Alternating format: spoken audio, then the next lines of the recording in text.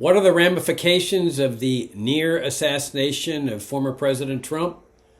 Join Richard Ebeline and me in this week's Libertarian Angle as we examine that question.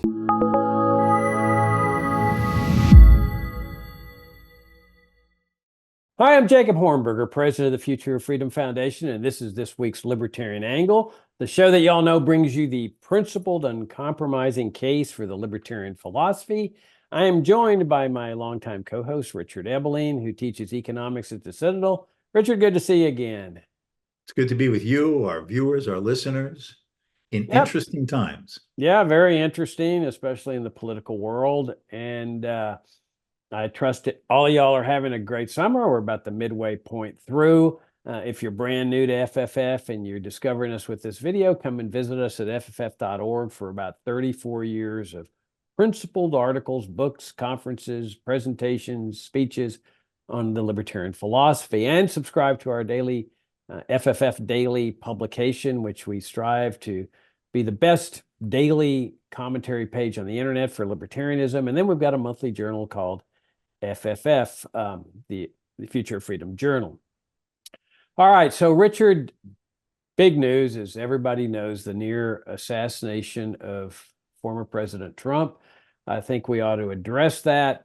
There's just so many strange things about this thing. I mean, there's all kinds of different angles. So let me start out and talk about some of them. The focus inevitably is on the incompetence of the Secret Service. That here's this shooter up on the roof directly facing Trump. How did he get up there? Why wasn't that roof secured? There's indications that there were people screaming, there's a guy on the roof, there's a guy on the roof. Even, I think one person even said there's a guy on the roof with a gun. And then it turns out that the Secret Service says, well, we weren't responsible for that area because it was outside the prescribed perimeter. That's the local law enforcement people, and they're the ones responsible. And turns out that they had a anti-sniper team that was located inside the building. And but there's also indications that there was a police officer that was climbing up on the roof in response to people screaming, there's a guy on the roof. And when the shooter pointed his gun at this cop, he scurries down the ladder. And of course, it's not clear how that ladder got there. How could a ladder up to a roof not catch people's attention? And then you would think that with this suspicious guy on the roof that people saw and were screaming at, the Secret Service would have radioed to the Secret Service around Trump, get down, get him out of here. There's something suspicious going on here. But no, it was like everybody just let things happen. That's the appearance of it. And so at a very minimum, there's negligence and there's incompetence here. From what I can tell, people are saying that Trump turned his head at the last second, just fortuitously, and that's what avoided a headshot being taking place and him getting shot only in the ear. But, as you know, Richard, I've written a lot about the Kennedy assassination, and long ago I crossed the line from believing that this was a deep state assassination and crossing the line and saying, I now believe it beyond a reasonable doubt. It's been proven primarily because of the fraudulent autopsy that the military conducted on the evening of the assassination, and then the fraudulent Zapruder film, the copy of the Zapruder film that I detail in my book, An Encounter with Evil, the Abraham Zapruder story. And so it seems to me it's a logical thing, and I'm sure this is on everybody's mind, that there is always the possibility that this was a deep state planned assassination. But what's interesting is that nobody in the government or in the mainstream press is pointing in that direction. Now, I'm not saying that's what happened here, because obviously we don't know. At the very minimum, there's no question that there's negligence and incompetence, but does that move over into culpability, conscious culpability? And that could never be known without an aggressive investigation. There's just no possibility that a superficial investigation is going to uncover that possibility. But that's not going to happen because of the what I would call the inconceivable doctrine. That is just inconceivable that this could happen in America, and therefore we're not going to look into it. But even if it was a deep state assassination, who does the investigating? I mean, they could appoint a commission that would consist of a former director of the CIA, the Chief Justice of the Supreme Court, a couple of congressmen, mainstream congressmen. Well, darn well, just like they did with the Warren Commission, darn well, none of them are going to be looking aggressively at the national security state, the deep state, as a potential criminal here, the assassination. And so, and who would do the investigating? Okay, suppose you appointed a special prosecutor. Well, who appoints a special prosecutor? Well, that's the president. And you appoint this commission consisting of very reputable people. Who's the investigator? The FBI? I mean, so that's the thing that I keep emphasizing over and over again, that when you have a deep state, a national security state, Pentagon, CIA, and NSA, assassination is part of the game. I mean, that's part of their powers. And it's not just assassination of foreigners like that guy Soleimani in Iran or Patrice Lumumba. There's always the possibility of something like this. But there's no mechanism, there's no vehicle to determine whether that's the case or not. And that's what's going to happen here. At the very most, it's going to be incompetence or negligence. But if it was a deep state assassination, we'll never know. Now, let me just say one final thing. I don't know how credible it is, and I don't remember the website, but it's worth looking into if it is a credible website. But I read on a website today that there was massive short selling of Trump social stock. Again, I don't know if that's credible, but it's worth looking into. That what this website was saying, and they had some graphs saying that there was massive short selling of Trump social stock the day before. Now, as you know, short selling means you're betting that the stock's going to fall, and that there was extraordinary short selling, much more than normal the day before. Well, that doesn't look very good, Richard, because that indicates, or at least points in the direction of foreknowledge. And again, I don't know how credible that is, but it's worth looking into, and whether the mainstream press will look into that. I mean, that's why you need an objective press to look into this type of thing. Finally, let me just say that there's a great video on the New York Times website, mainstream newspaper, but on the front page on Thursday, showing they put together a bunch of clips of the shooting, all the surrounding circumstances, the guy up on the roof and so forth. Really insightful and revealing film clip that I would recommend to people. So that's my opening commentary. Richard, what do you think? Well, I would just start off by saying, and which you were saying yourself, it's very easy to make conjectures without the full evidence to make a fully informed conclusion. And as an economist, I'm very aware of the thing called unintended consequences of human action. The famous quote from Adam Ferguson that Hayek would love to use, the results of human action, but not necessarily of human design. So incompetence, faulty leadership, failure to think things out, the unreliability, the incompetence, the unreliability of bureaucracy never ceases to amaze me. So it may have had nothing to do with a conspiracy, but as you were just saying, dereliction of duty, incompetency, failure of leadership to show the due diligence in overseeing the security requirements of the candidates for the presidency. So it may have had nothing to do other than that.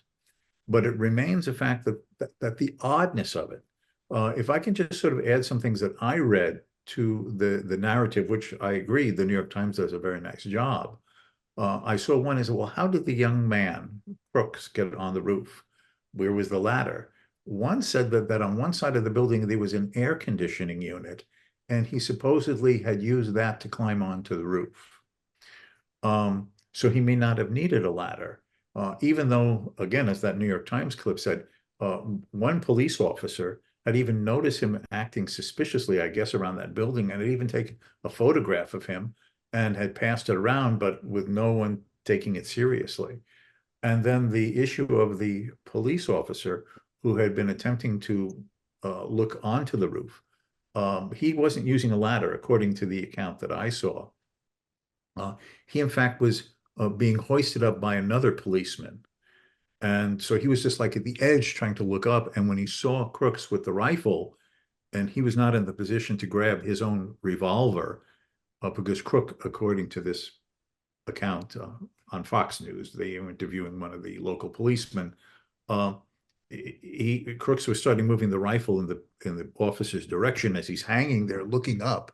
And what was the guy supposed to do but to let go? Your job is not to commit suicide. So those are the other anomalies about this. But the entire issue raises is that, can we trust the government? I'm always suspicious of conspiracy theories because, as I said, the incompetency, the absurdity, the uncertainties of outcomes are more often than not the case. But the fact is, as you were bringing out, government has been in the business of assassination, and they have used force against innocent people in the United States. Ruby Ridge, Waco. I remember being in my earlier mid-teens watching Walter Cronkite delivering the CBS News, and some Mormon in southern Utah who had more than one wife was not sending his kids to school. And when they tried to approach him about this, FBI agents, because the local police called them in, he supposedly had a gun, but one day he was walking down to his gate to collect his mail, and they just shot him. He wasn't even armed, dead. Seized the kids. So nothing surprises me that law enforcement can do. And I'm not condemning individual policemen. I'm not saying that every police department is corrupt. I appreciate the fact that there are law enforcement agents who patrol and investigate crimes and attempt to bring perpetrators to justice.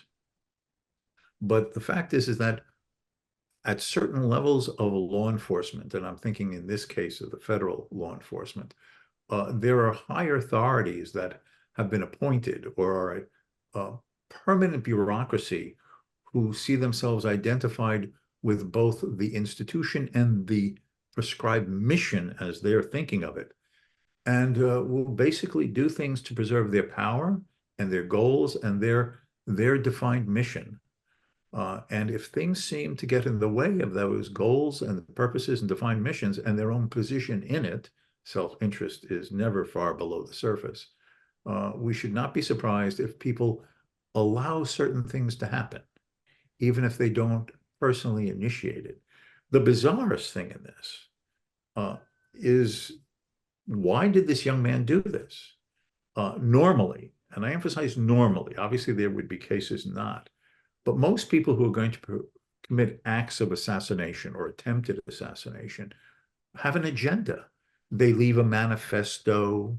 They're captured on social media, saying things, spouting things, linked with certain groups of either the left, the right, something else, religious nuts, Muslim fanatics, whatever.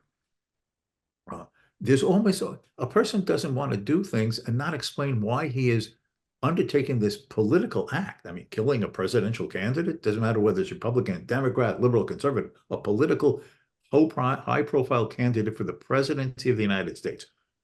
And you're trying to kill this person. Why did you want to do this? What statement you're making? You hated him. You thought he would be terrible. You bought into the Democratic Party rhetoric that Trump means goose-stepping fascist down Pennsylvania Avenue the day after his re-inauguration. I mean, whatever the motive, you would expect that the perpetrator would leave some indication as to why, because he might very well expect that his own life would be lost in the attempt, as is more times than not the case. But he doesn't. He's this nice kid who graduated from high school 2 years earlier.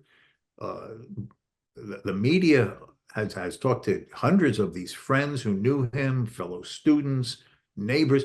He was a nice kid. He was a quiet kid. He had some friends. He kept to himself, but he didn't seem like a nut or like one of these real, wolf loners. And he didn't seem to have active politics. He was registered as a Republican, but why? Maybe he just wanted to vote in the primary. It didn't mean he was either for or against Trump per se. But then earlier, he had given a campaign contribution to some progressive Democratic aligned group. So what is guiding this person? That itself is an anomaly. That itself is an anomaly that requires severe reflection and investigation. People don't do this without a reason, without a reason. So if you combine all of these things, what is needed is a deep clearing of the air through an investigation. But the profound point that you raise, and which is unanswerable given the institutional structure of government in general, and particularly our government, is that who guards us from the guardians?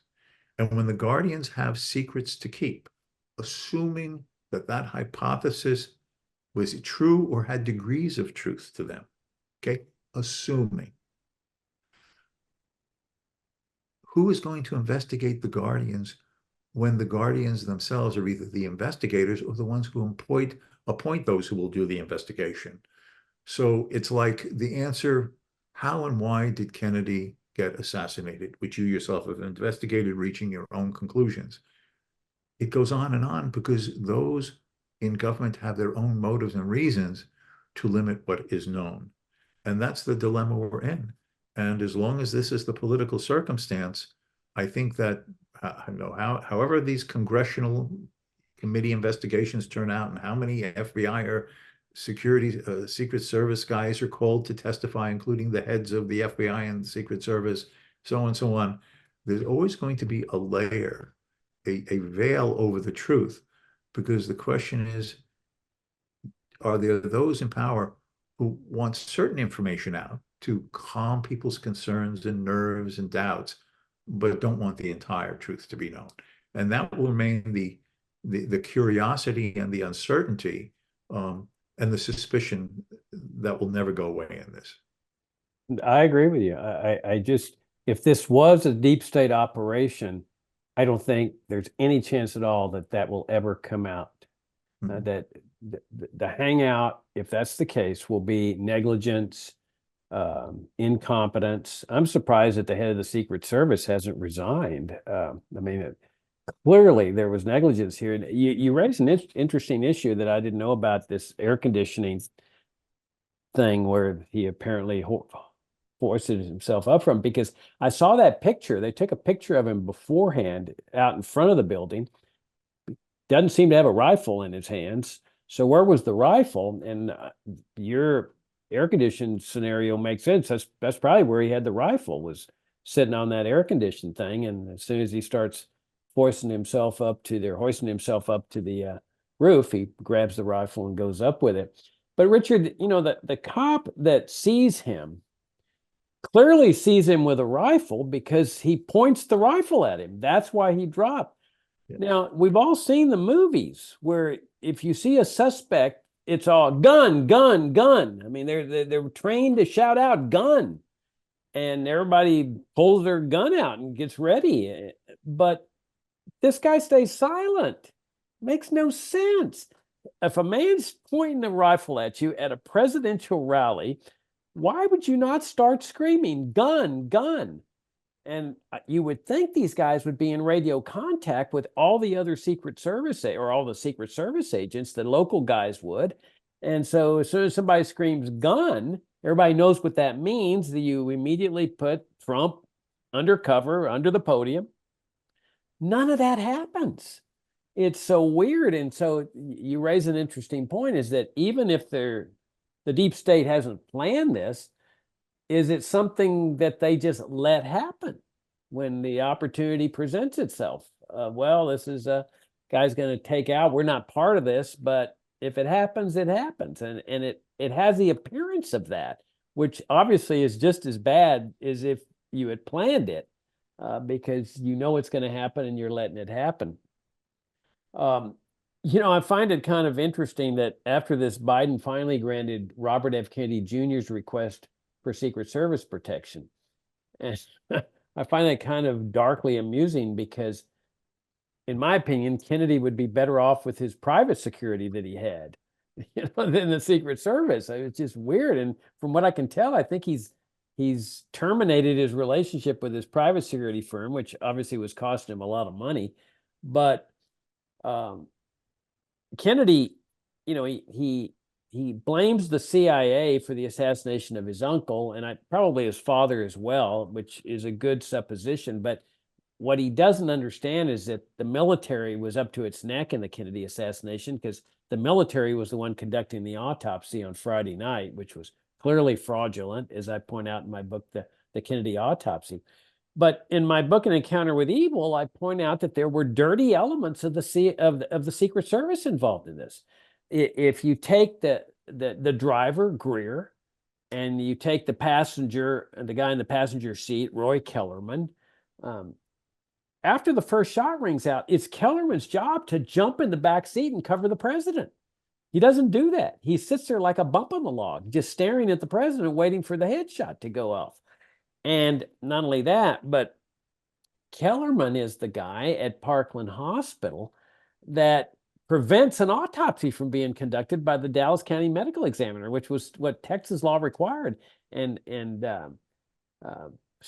Kellerman's sporting a submachine gun with his team of Secret Service agents and says, "You're not going to do this autopsy. We're taking this body back to Washington," where ultimately Lyndon Johnson turns it over to the military. Well, the military had no jurisdiction over this at all. What's the military doing an autopsy? This was a straight, murder case under state law. It wasn't against the law under federal law to assassinate the president. And as I point out in my book, An Encounter with Evil, 59 witnesses attested to the fact that after the first shot rang out, the limousine, the presidential limousine, made a stop, a complete stop, or just a near stop, very close to a stop, which then enables the shooter to hit Kennedy in the head. There is no stop or near stop in the Zapruder film, the one that we see, the one that was in Oliver Stone's movie. And this is one of the things I point to in my book, is that when they produced an altered copy of the film, the CIA did, that they deleted those frames in the altered copy, which would make sense because it doesn't look very good to have a stop where the Secret Service agent, Roy Kellerman's sitting there like a bump on a log, and then you're stopping, and then the headshot comes in. Looks pretty darn incriminating. And finally, I'll point out that at Bethesda National Medical Center, where the autopsy was conducted, that the Assassination Records Review Board, which was totally different from the Warren Commission and somewhat different from the House Select Committee, they were an independent agency under the auspices of the president, but they acted very independently in forcing the CIA and the military to disclose a lot of the records. And they discovered through a Marine sergeant whose statement had been kept secret and whose after-action report had never been turned over to any official body, and he had kept a copy of it, saying that they brought in the body, the president's body, at 6:35 p.m. on that evening. Well, the official entry time into the morgue was 8 p.m. And so there's obviously some shenanigans. And then they had Navy personnel saying, yeah, we brought it in early in a shipping casket rather than the big heavy Dallas casket. Well, somebody had to take the job of putting the body back into the Dallas casket after the shenanigans were done on it during that hour and a half. And who was responsible for that shenanigan? Roy Kellerman, the same Secret Service agent. So Kellerman was a busy man that day. But my point is that there are elements of the Secret Service that were involved in this assassination and this cover-up of Kennedy. And finally, I would say that when the Assassination Records Review Board met in the 90s, they sent out a notice to all federal agencies saying, you are absolutely prohibited from destroying any of your assassination-related records. No destruction at all. After the Secret Service got that notice and read the notice, they proceeded to destroy their reports relating to Kennedy's trips in the month preceding the assassination, including Chicago, which there apparently was a plot to assassinate him there, and also in Miami. And now, when you destroy records after you've been put on notice not to destroy records, Richard, that looks pretty bad. And so it's even more reason, I think, that you really need, and if you're going to establish criminal culpability, and if there is criminal culpability, you really need a fiercely independent investigation. But again, as you point out, who guards the guardians? And as I've pointed out, how are you going to get that kind of independent investigation? I mean, that was the whole idea behind the Warren Commission, which is composed of the former director of the CIA, who Kennedy had fired, and the Chief Justice of the United States, members of Congress. What are the chances that they would ever target the deep state as a potential suspect in this assassination or in this near assassination of Trump? Very little possibility. I must also mention something, and maybe it's my misconception or how I saw it, but I've watched those clips which the media has shown over and over again, the minutes before, then the actual bullet hitting Trump's ear, and then the minutes afterwards. And the former president is clearly shot in the ear. He puts his hand up to his ear. He says that it sounded like the loudest firecracker he'd ever heard in his life. He's bleeding, and he starts hunching down. And I've watched it many times, so it's not like, I don't think it's an optical illusion on my part. I understand reaction cannot be instantaneous, but it seems like a lot of seconds between Trump being hit and hunching down and the Secret Service men throwing their bodies around him. Why has it taken them so long? They're right there, either on or just below the podium. You've been trained for instant reaction. And to be honest, you've made the commitment to risk your own life to save that person's. That's the job of a bodyguard, whether government or private.